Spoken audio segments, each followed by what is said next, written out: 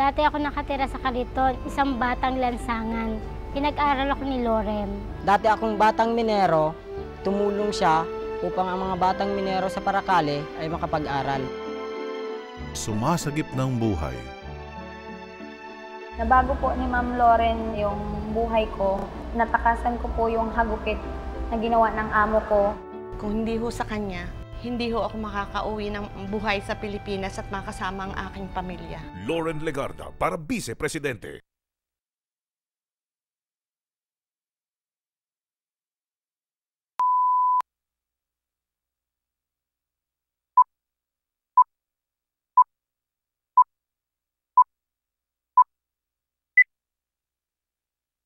Dati ako nakatira sa Kaliton, isang batang lansangan. Pinag-aral ako ni Loren. Dati akong batang minero, tumulong siya upang ang mga batang minero sa Paracale ay makapag-aral.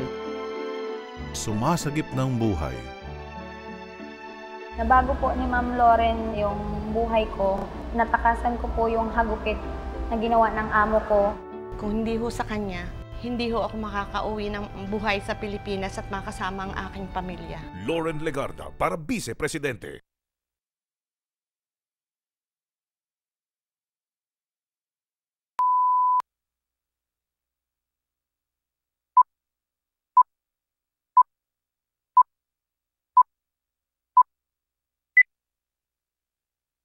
Dati ako nakatira sa Kaliton, isang batang lansangan. Pinag-aral ako ni Loren.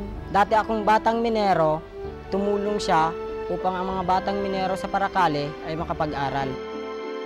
Sumasagip ng buhay.